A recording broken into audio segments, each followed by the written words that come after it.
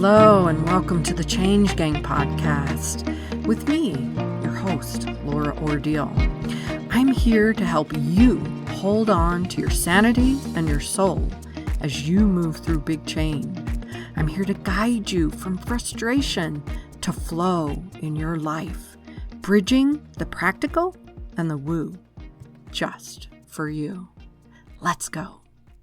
Hey, happy day, Change Gang. Welcome to the week. I decided last time that I would do a little bit of some more exploring into astrology. And so I thought I'd start with, we're in Scorpio season. Why not start with a deep dive into Scorpio? Because, oh my goodness, that's what they do. They do deep dives. Scorpios are a lot like detectives. They really do want to dig out all of the stuff, all of the information, and they want all of the interesting stuff. They don't want to go at that shallow level or just the surface level where maybe a Gemini would go. And I'm a Gemini, so I can say that. But they would go and hop in and find all, they will dive in and ask the questions, but they might not keep going and digging further like a Scorpio would. Scorpio is ruled by the planet, or is associated with the planet Pluto, which is a very small but powerful planet. It's got a lot of energy there. And it is transformation, passion, compulsion, the unconscious or subconscious. All of that has to do with Pluto and has to do with Scorpio. Also, if you go look at the 8th house, there's associations there too. And they all play a different part. The sign, the planet, the house, they all play a different part. But I'm going to talk in kind of general terms. I'm going to talk about how Scorpio kind of shows up in each planet. And one of the things that's there with Pluto, with Scorpio, is an invitation for true change. It really is. And this is around kind of an ancient shamanic energy. So, Pluto takes a long time to move around things. It takes 30 years, I believe it's 30 years, to move from one sign into another. So it takes a time, it goes deep, it wants to really get things done and get it done in a way that is complete, a complete transformation. And so Scorpio, a lot of people just say, oh, yeah, Scorpio, sun sign, and sometimes they get a bad rap. And I talked for just a minute about that a couple episodes ago. But they are really a lot like our gatekeepers. They help us process information that most of us couldn't really deal with on a daily basis. They go into some deep, dark places. They go in and explore death and the emotional things that sometimes most people can't really handle. In some placements, it can be a little bit hard. It can be a little bit difficult to have that in Scorpio. But if you have your sun sign in Scorpio, you're probably in that detective mode, sorcerer mode, maybe therapist, but you like to dig around. So even, I think I saw surgeon as one of the things that is pretty typical for Scorpio, whether that is a psychological surgeon or a physical one. They do like to go in and dig around and find out what's going on inside. The sun sign, they're emotionally sensitive in a world that really revolves around instinct and intuition. And the sun sign is kind of that base layer. It's what everything else is added to. But it is a big influence in our lives. So know that there's that instinctual thing there, and it's an intuition that you kind of feel inside of yourself. It's a water sign, which always surprised me that Scorpio was a water sign, but it is at a very emotional level that things happen. Now, if you have Scorpio in your moon, if your moon is in Scorpio, I should say, then you're going to probably have a little bit of a tendency to pull away from people, to try to get calm, to find peace, to just center yourself. And that's great. It's just really important to remember to re-engage. When people are going through their progressed moon, which is the current state of things, which I talked about in also another episode. I believe it actually is, it might be called progressed moon, natal and progressed moon. The progressed moon is your current emotional influence. And so if you're going through a Scorpio progressed moon, it can be interesting, especially if you're not used to the depths that it can take you to.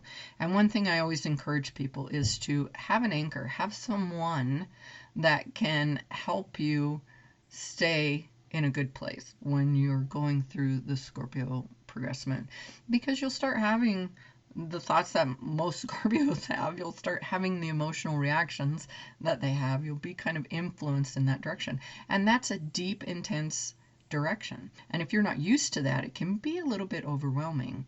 And one of the things that I love, and I just, the way that I imagine it for people who have planets and water signs, and especially Scorpio, is if you imagine those underwater pictures where you can see kind of above water and below water, and it's super clear, and you see all the vivid colors and all of the beauty and all of it at those deep, deep levels. That's Scorpio.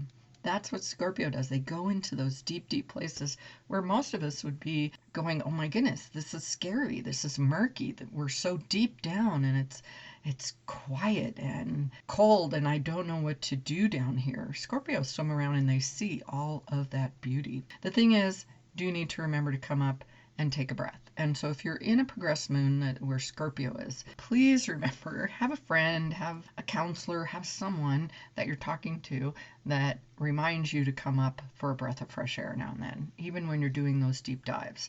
The deep dives are great. You will come out transformed on the other side of it if you go in and you do the things that you're meant to do, but you do need to breathe through it every now and then. And if you are interested or want to know more about your moon or progressed moon, I do have a fun handout, and you can have a look at that. I will put that in the show notes for you, so you can grab that. And it talks all about the things that you're going through at any particular part, whether it's in a particular house or a particular sign for your progressed moon. So that's a fun thing. Back to Scorpio. If you have Mercury in Scorpio, this can really, like I was talking about, there's always intensity in this. There's always going to be intensity if Scorpio is a part of anything. But this is deep, intense thoughts, and sometimes on the negative end of things, because again, it explores the dark side of things. It explores death and sex and taxes and all of those deep, deep, dark things that are there and a part of our base nature. I guess taxes isn't a part of our base nature, but I was just having a little fun there. It's not necessarily a super easy placement because your thoughts can really get into some tunnel vision. However, when you manage that and you do open it up a little bit, you again can see things other people don't see. If you have Mercury and Scorpio. And I'll tell you what, they manifest like a big dog. They really do. They can just think about things and bring them into play. So know that.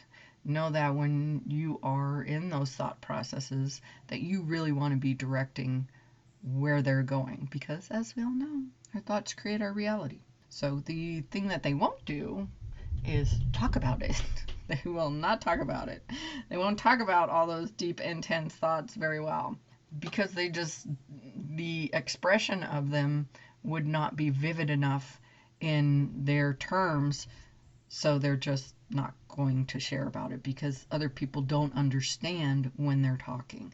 And that's frustrating when someone doesn't understand or connect in a way with the words that you're using.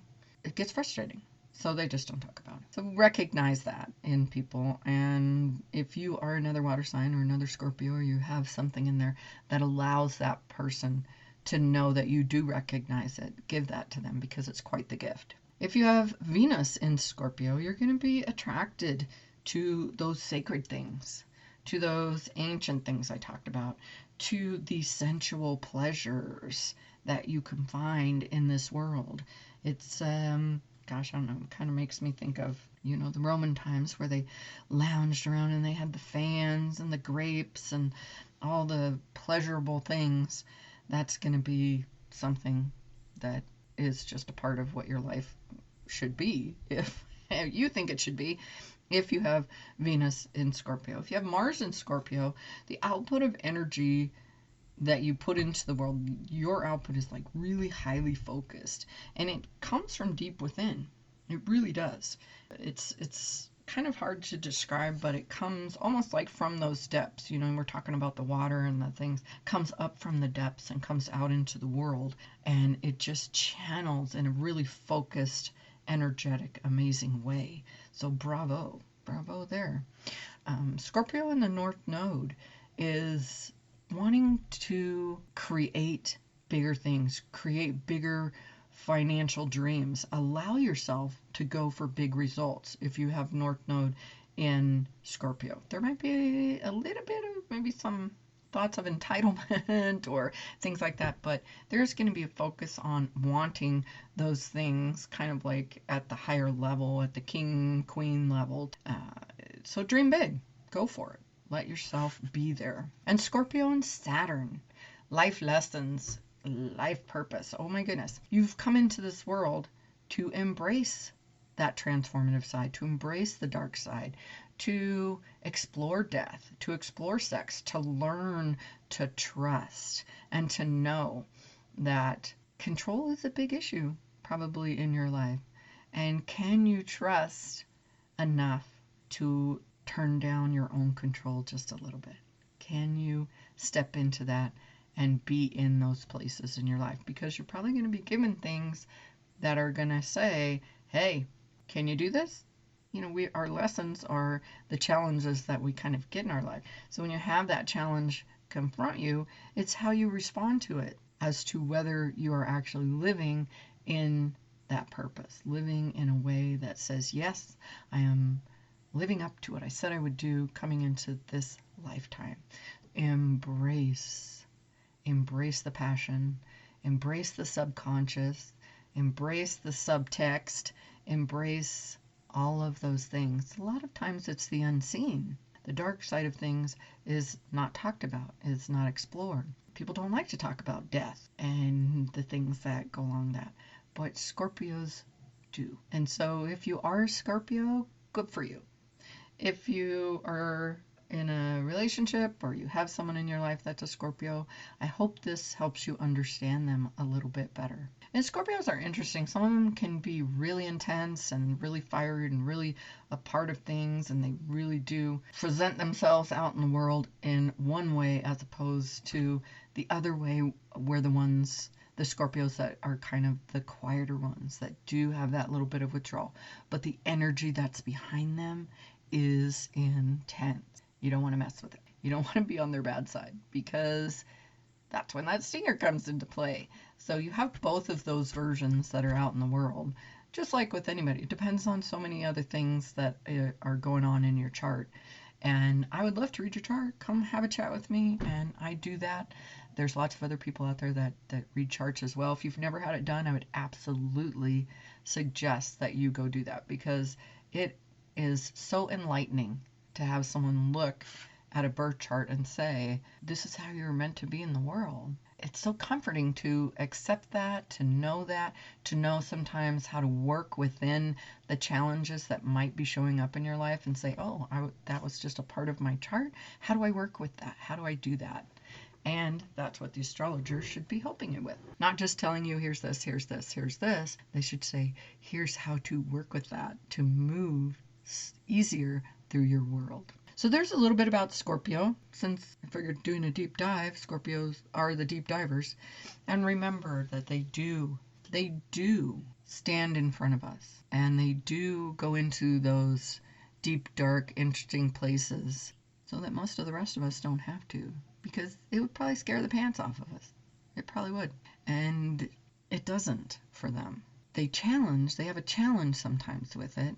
They might struggle now and then because they do go so deep and dark, and a lot of people don't understand that. Have a little bit of compassion for them. And remember that the things that they see, we often can't see. But that doesn't mean it's not a reality for them, day in and day out. They're amazing. They're freaking amazing. And I try to remember that all the time, because in my own life, I've had my own struggles with the Scorpios, and just my story. But I've also had people in my life who are Scorpios that are pretty amazing, and to watch them is a gift. There we go. I hope you have a great day, and I will meet you right here next week. I hope today's episode was interesting to you in some way and fun. If so, hey, find someone to share it with.